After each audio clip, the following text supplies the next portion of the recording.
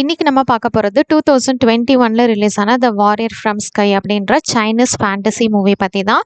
இந்த படத்தோட ஆரம்பத்தில் ஒரு பனிக்கட்டி பாறை தான் வந்து காமிக்கிறாங்க. இந்த மலையிலிருந்து வந்து நிறைய சரிவுகள்லாம் இருந்துட்டுருக்கு. இங்கே ஒரு பாதுகாவலர் இருக்காரு. இவர் தான் இந்த இடத்தோட பாதுகாவலர்.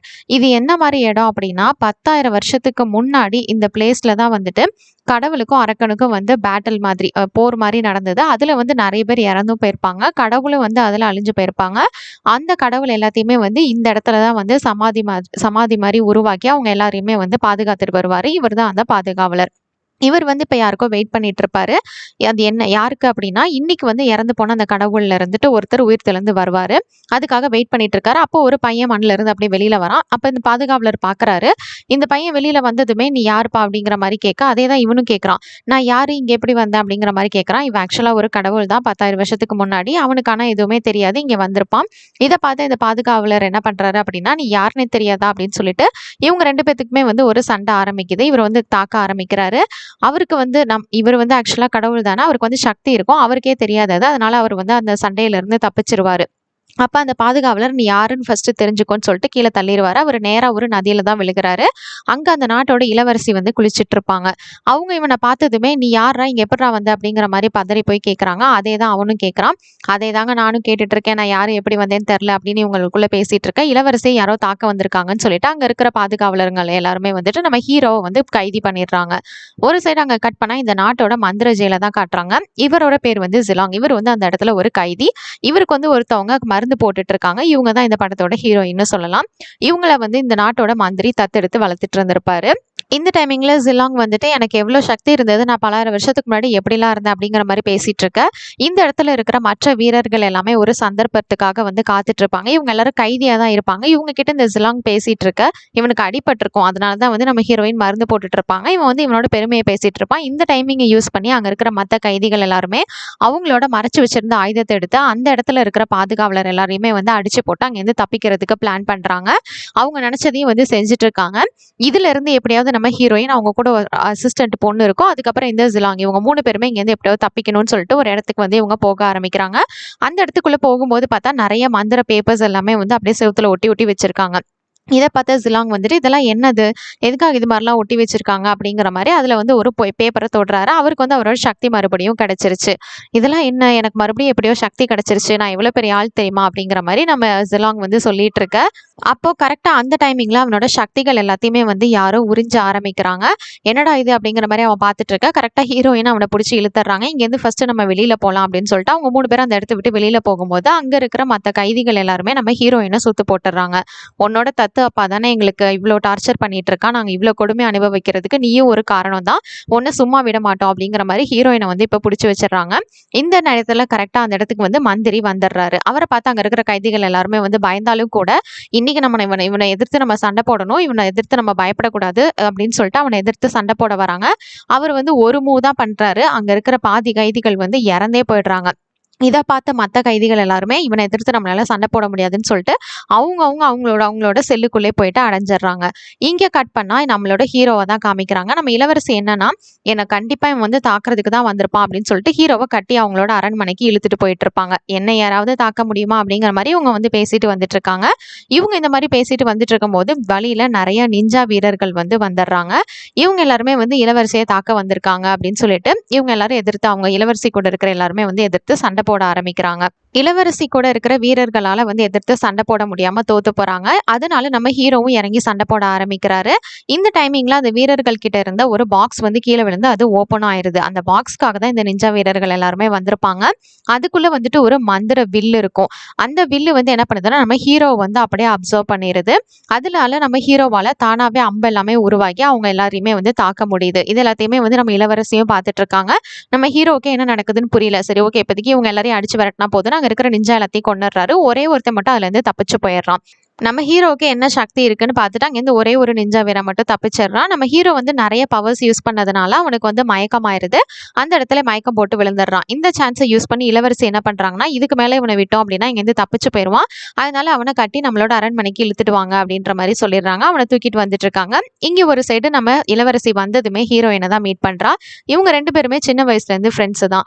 இப்போ வந்து எப்படி இருக்கீங்க அப்படின்ற மாதிரி இவங்க 2 பேரும் வந்து பேசிக்கிறாங்க. அதுக்கப்புறமா நம்ம இளவரசியோட அப்பா, அதாவது இந்த நாட்டோட ராஜாக்கு வந்து உடம்பு நல்லா சரியில்லாம இருக்கும். அதை பத்தி தான் விசாரிச்சுட்டு இருப்பாங்க. அப்பாக்கு எப்படி இருக்கு அப்படின்னு சொல்லிட்டு, அவரோட உடல்நிலை அப்படியே தான் இருக்கு, சீக்கிரம் குணப்படுத்திடலாம் அப்படின்னு ஹீரோயினி இவங்களும் பேசிட்டு இருக்கும் போதே நம்ம ஹீரோவுக்கு வந்து கண்ணு முழிச்சிடுறாரு.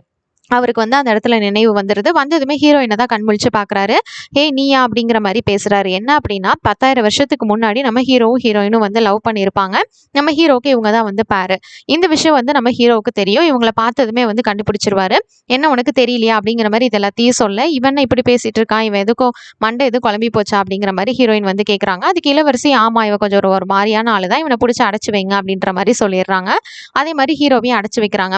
அவர் வந்து அங்கேருந்து தப்பிச்சு எங்கேயோ வெளியில போறாரு. சரி, இந்த கோட்டையை விட்டு வெளியில போயிருவாரு அப்படின்னு பார்த்தா, அந்த கோட்டைக்குள்ளேயே ஒரு ரூமுக்கு வந்திருப்பாரு. அவரோட அந்த மந்திர வில்ல தேடி தான். அது வந்து அவரோட வில்லு தான். அவர் சண்டை போடும்போது அப்சர்வ் பண்ணிச்சுல, அதை தேடி வந்திருப்பாரு. அதை அப்படியே பார்த்து எடுத்ததுமே புரிஞ்சுக்கிறாரு, இது நம்மளோட தான் அப்படின்னு சொல்லிட்டு. இது யாரோட ரூம் அப்படின்னு பார்த்தா, இந்த நாட்டோட மகாராஜாவோட ரூம் தான். இப்போ அவங்க இளவரசி அப்புறம் ஹீரோயின் அங்க இருக்கிற சேவை செய்யறவங்க எல்லாம் வந்துட்டு இருக்காங்க. இந்த நேரம் பார்த்து நம்ம ஹீரோ இங்க உட்காந்துட்டு அந்த வில்ல பார்த்துட்டு இருக்காரு. இது நம்மளோட தான், அதனாலதான் வந்து அதுல தானாவே வந்து அம்பெல்லாம் உருவாகி இருக்கு, இது இவரோட ஆயுதம் தான் அப்படிங்கறது எல்லாத்தையுமே வந்து பார்த்துட்டு இருக்காரு.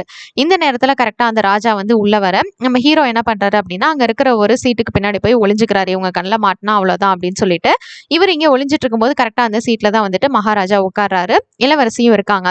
இவருக்கு கையில வந்து அந்த பவர்ஸ் இருக்கிறதுனால அந்த வில்லு வந்து இவர்கிட்ட வரதுக்கே பார்த்துட்டு இருக்கு. ஆனா இவர் வந்து ஐயோ அமைதியாரு, மாட்டி விட்டுறாது அப்படிங்கிற மாதிரி வந்து பேசிட்டு இருக்காரு. அப்ப வந்து அவரோட கை அப்படியே தெரியாம அந்த மகாராஜா உட்கார்ந்து இருக்கிற சீட்ல வந்து வைக்கிறாரு. நம்ம மகாராஜாக்கு வந்து உடல்நிலையே சரியாயிருது. ஏன்னா எனக்கு இவ்வளவு பவர்ஸ் வந்த மாதிரி இருக்கு, எனக்கு உடம்பு இப்ப நல்லா ஆயிடுச்சு, ஒண்ணுமே இல்லையே அப்படிங்கிற மாதிரி சொல்றாரு. இவருக்கு வந்து சரி நல்லாயிருச்சு போல அப்படின்ற மாதிரி அங்க இருக்கிற எல்லாரும் பார்த்துட்டு இருக்காங்க.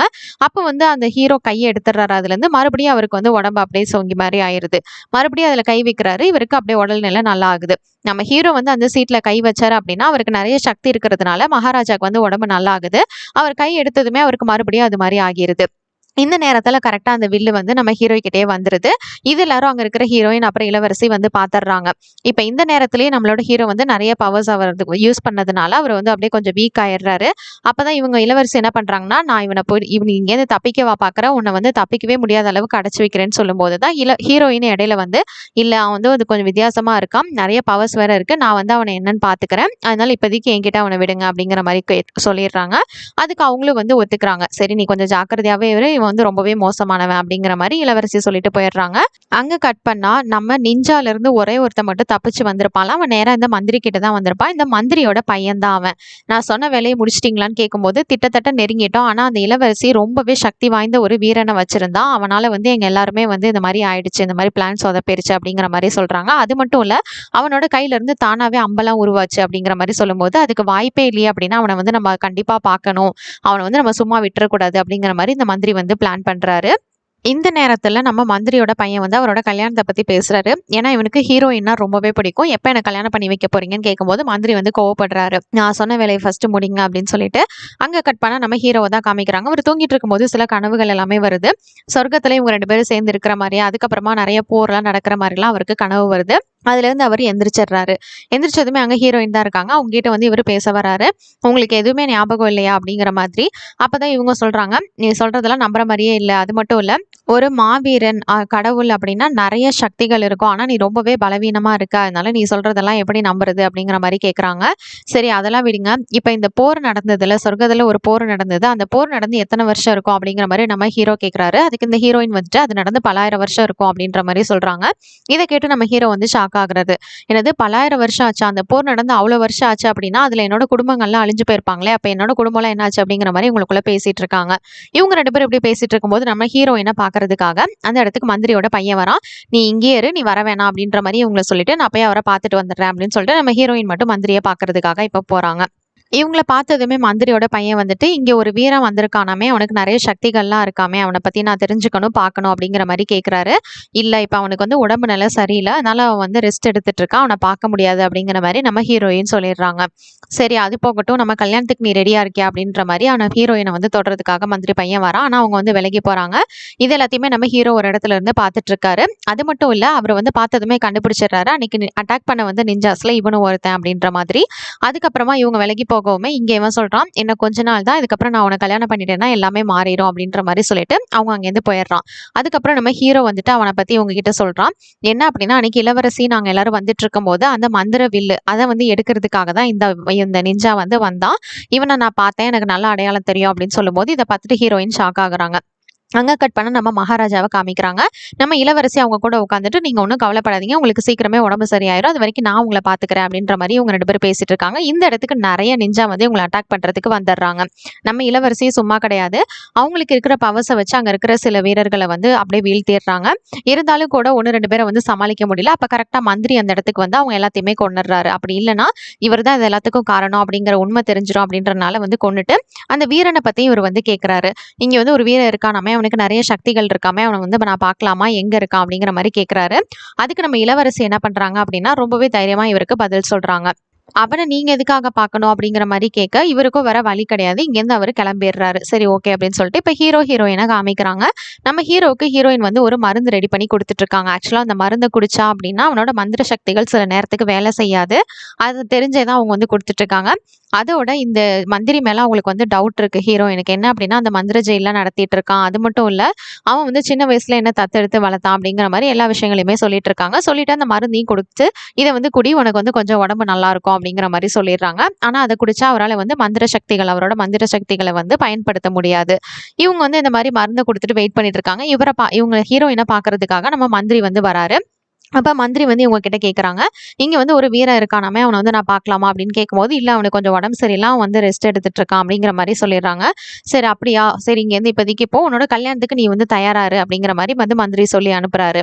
இந்த டைமிங்ல நம்ம ஹீரோ வந்து நின்னுட்டு இருக்காங்க. நம்ம ஹீரோவ என்ன பண்றாங்க அப்படின்னா, இளவரசி வந்து அடிச்சு போட்டுறாங்க. அடிச்சு போட்டு ஒரு இடத்துல கட்டி வச்சுட்டு, "நான் வந்து உன்ன வச்சு தான் வந்து பயிற்சி எடுக்க போறேன்." அப்படிங்கிற மாரி நம்ம ஹீரோ வந்து கொஞ்சம் டார்ச்சர் பண்ணிட்டு இருக்காங்க. அங்க வந்து நெறைய கத்திகள் எல்லாமே இருக்கு. அது எல்லாத்தையும் அவர் மேல வீசி அப்படியே விளையாடிட்டு இருக்காங்க. அட பாவிங்களா! அப்படின்ற மாரி நம்ம ஹீரோவும் பார்த்துட்டு இருக்காரு. இளவரசி வந்து கண்ணெல்லாம் மூடிட்டு பயிற்சி எடுக்குறாங்களாமா. ஐய்யய்யோ! இவ என்ன இப்படி பண்ணிட்டு இருக்கா? இன்னும் கொஞ்சம் விட்டா நம்மள சாகடிச்சுருவா போல இருக்கே! அப்படிங்கிற மாரி அவரு பார்த்துட்டு இருக்காரு. இப்ப இவ முன்னாடி உடம்பு சரியாத மாரி நடிச்சா தான் தப்பிக்க முடியும்னு சொல்லிட்டு அவர் வாயிலருந்து நொர நொரையா வர மாதிரி அவர் வந்து நடிக்கிறாரு. ஐய்யய்யோ! இவனுக்கு இன்னும் உடம்பு சரியாகலையா? சரி ஓகே. இவன போயிட்டு இன்னும் கொஞ்ச நேரம் ரெஸ்ட் எடுக்க வைங்க. நான் இதுக்கப்புறமா அவன வந்து நான் யூஸ் பண்ணிக்கிறேன் அப்படின்ற மாரி சொல்லறதுக்குள்ளேயே நம்ம ஹீரோ என்ன பண்றாருன்னா, அங்க இருக்கிற வீரர்கள வந்து அடிச்சு போட்டு நம்ம இளவரசிய வந்து அப்படியே சுத்து போட்டுர்றாரு. "அட பாவி! நீ உடம்பு முடியாத மாரி நடிச்சியா?" அப்படிங்கிற மாரி இளவரசி பேசிட்டு இருக்க. கரெக்ட்டா இந்த இடத்துக்கு வந்துட்டு நம்ம ஹீரோயினும், அந்த மந்திரி, அப்புறம் மந்திரியோட பையன் எல்லாருமே வந்துடுறாங்க. "நீ என்ன பண்ணிட்டு இருக்கன்னு?" நம்ம ஹீரோவ பார்த்து கேட்க, "இவன் வந்து என்னைய கொல்ல பார்க்குறான்." அப்படின்னு இளவரசி வந்து கத்துறாங்க. "இல்ல ஃபர்ஸ்ட் இவ தான் என்ன டார்ச்சர் பண்ணிட்டு இருந்தா. அந்த கத்தியெல்லாம் என்ன வந்து எய்ம் பண்ணிட்டு இருந்தா, வச்சு விளையாடிட்டு இருந்தா." அப்படிங்கிற மாரி சொல்ல, இப்ப இவங்க வந்து சண்டை போட ஆரம்பிக்கிறாங்க. அப்ப நம்ம ஹீரோவோட பவர்ஸ வந்து அவரால யூஸ் பண்ண முடியல. அது வந்து அந்த மருந்து குடிச்சனால தான். அந்த மருந்து குடிச்சதுனால இவரால கொஞ்ச நேரத்துக்கு அந்த பவர்ஸ் எதுவுமே வேலை செய்யாது. யூஸ் பண்ண முடியாது. இத பார்த்துட்டு இந்த மந்திரியும், "இவனுக்குள்ள எந்த பவர்ஸுமே அப்படி விசேஷமா இல்லையே! இவனையா பெருசா சொன்னீங்க?" அப்படின்ற மாதிரி சொல்லிட்டு, "சரி இவன புடிச்சு ஜெயில்ல போட்டுட்டு இப்ப எல்லாரும் வாங்க." அப்படின்ற மாரி சொல்லிடுறாங்க. இப்போ நம்ம ஹீரோவும் அந்த மந்திர ஜெயில்ல தான் இருக்காரு. இவரு கூட இதுக்கு முன்னாடி ஆரம்பத்துல ஜிலாங்ன்னு ஒரு பையன பார்த்தோம்ல, அவனும் அங்க தான் இருக்கான். "நான் எவ்வளோ பெரிய வீரன் தெரியுமா? அந்த போர்லலாம் நான் இப்படி சண்டை போட்டேன். நான் ஒரு டிராகனா இருந்தேன்." அப்படிங்கிற மாரி அவன் வந்து சொல்லிட்டு இருக்கான். "அந்த போர பத்தி உனக்கும் தெரியுமா? சொர்க்கத்த பத்திலாம் தெரியுமா?" அப்படிங்கிற மாரி நம்ம ஹீரோவும் கேட்குறாரு. "ஓ! அப்படின்னா நீங்க தான் என்னோட தளபதியா?" அப்படிங்கிற மாரி இவங்க 2 பேரும் வந்து பேசி அப்படியே ஃப்ரெண்ட்ஸ் ஆயிடுறாங்க. ஏன்னா இந்த டிராகன் அவரோட தளபதி தான் வந்து அந்த கடவுள் நம்ம ஹீரோ. இவங்க 2 பேரும் 10,000 வருஷத்துக்கு முன்னாடியே வந்து இந்த மாரி தான் இருந்திருப்பாங்க. இப்ப வந்து இவங்கள ஒருத்தருக்கு ஒருத்தர் இன்ட்ரோடியூஸ் பண்ணிக்கிறாங்க. இப்படி பேசிட்டு இருக்கும்போது அந்த இடத்துக்கு வந்து நம்ம ஹீரோயின் ரெட் கலர்ல ட்ரெஸ் பண்ணிட்டு வந்திருக்காங்க. இவங்க 2 பேத்தையும் நான் விடுதலை பண்றேன் அப்படின்னு விடுதலை பண்ணிட்டு, இங்கேருந்து தப்பிச்சு போயிருங்க அப்படின்ற மாதிரி நம்ம ஹீரோயின் அவங்க 2 பேருமே வந்து தப்பிக்க விட்டுர்றாங்க. அது மட்டும் இல்ல, இவங்க புதுசா எப்படி ட்ரெஸ் போட்டிருக்காங்க, எதுக்காக, அதோட நம்மள ஏன் தப்பிக்க விட்டாங்கன்னு இவங்க 2 பேருக்குள்ள பேசிட்டு வரும்போது தான் ஜிலாங் சொல்றான், இந்த மாரி ரெட் கலர்லலாம் ட்ரெஸ் போட்டிருந்தாங்க அப்படின்னா, அது வந்து வெட்டிங்காக மட்டும் தான். வெட்டிங்க்கு தான் இந்த மாரி ட்ரெஸ் பண்ணுவாங்க அப்படின்ற மாரி சொல்லுவாங்க. இத கேட்டதுமே அவன் வந்து புரிஞ்சுக்கிறான். அப்படின்னா ஹீரோயினுக்கு வந்து அவனோட விருப்பம் இல்லாமலே வந்து அந்த மந்திரியோட பையன கல்யாணம் பண்ணி வைக்க போறாங்க அப்படின்றத ஹீரோ தெரிஞ்சுக்கிறான். அதே மாரி இவங்க 2 பேருக்கு இங்க அரேஞ்ச்மெண்ட்ஸ் எல்லாம் நடந்துட்டு இருக்கு. கரெக்ட்டா இந்த நேரத்துல நம்ம ஹீரோ அந்த இடத்துக்கு வந்துடுறான். வந்துட்டு அங்க இருக்கிற வீரர்கள் எல்லாத்தையுமே அடிச்சு போட்டுறான். இந்த கல்யாணத்துல வந்து நம்ம ஹீரோயினுக்கு விருப்பமே இல்ல. விருப்பம் இல்லாம கல்யாணம் பண்ணாதீங்க அப்படின்னு சொல்லும்போது, இவன வந்து அடிச்சு போடுங்க அப்படின்ற மாரி அந்த மந்திரியோட பையன் சொல்ல, நம்ம ஹீரோவுக்கு வந்து இப்ப நெறைய சக்திகள் இருக்கு.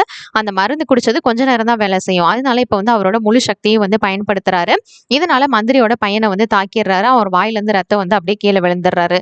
இத பார்த்த மந்திரி வந்துட்டு, "என்னோட பையனையே நீ இப்படி பண்ணிட்டியா?" அப்படிங்கிற மாரி கோவப்பட்டு அவரோட சக்திய வந்து பயன்படுத்துறாரு. ஆனா அத கூட நம்மளோட ஹீரோ வந்து ஈஸியா வந்து தகர்த்திர்றாரு. இத பார்த்ததுமே மந்திரிக்கு புரியல. மந்திரியும் போய் கீழ விழுந்துர்றாரு. அவருக்கும் கொஞ்சம் லோ ஆயிருது. இந்த சான்ஸ யூஸ் பண்ணி நம்ம ஹீரோ வந்து ஹீரோயின கூட்டிட்டு அங்கேருந்து போயிடுறாரு. இந்த நேரத்துல அவரோட பையன வந்து பார்த்தா, மந்திரியோட பையன் அங்கேயே வந்து இறந்து போயிருப்பான். அங்க கட் பண்ணா ஹீரோ, ஹீரோயின தான் வந்து காமிக்கிறாங்க. இவங்க 2 பேரும் பேசிட்டு இருக்கும்போது தான் ஹீரோயின் வந்து சொல்லுவாங்க, "உனக்குள்ள நெறைய பவர்ஸ் இருக்கு. அதனால அந்த போர பத்தியும், அந்த கடவுள்லாம் பத்தி நீ தெரிஞ்சுக்கணும் அப்படின்னா, லைப்ரரியில இத பத்தின டீட்டெயில்ஸ் இருக்கும். அத பார்க்கலாம்." அப்படின்னு சொல்லிட்டு இவங்க 2 பேருமே வந்து லைப்ரரிக்கு வராங்க. இவங்க வந்துட்டு சில டீட்டெயில்ஸ் எல்லாத்தையுமே வந்து பார்க்குறாங்க. அப்பதான் இவங்களுக்கு வந்து ஒரு விஷயம் தெரிய வருது. அது என்ன அப்படின்னா, மந்திரிய பத்தின விஷயம் தான். மந்திரி ஆக்சுவலா என்ன பண்றான் அப்படின்னா, மக்களோட எல்லா சக்திகளையுமே வந்து உறிஞ்சு எடுத்துட்டு இருக்கான். அது மூலியமா அவன் வந்து பெரிய கடவுளாக முடியும் அப்படிங்கிற மாரி வந்து கணக்கு போட்டிருக்கான். அதனால தான் இவ்வளோ நாள் இவன் இந்த வேலையெல்லாம் செஞ்சிருக்கான். ஊர்ல கூட சில பேருக்கு உடம்பு முடியாம போனதுக்கு காரணம் இதுதான் அப்படிங்கிற மாரி தெரிஞ்சுக்கிறான். அதோட இது எல்லாத்தையுமே மந்திரி ஒரு ஆளா செய்ய முடியாது. கண்டிப்பா மந்திரிக்கு மேல ஒரு பெரிய ஆள் இருக்கான் அப்படிங்கிறதையும் ஹீரோயின் புரிஞ்சுக்கிறா.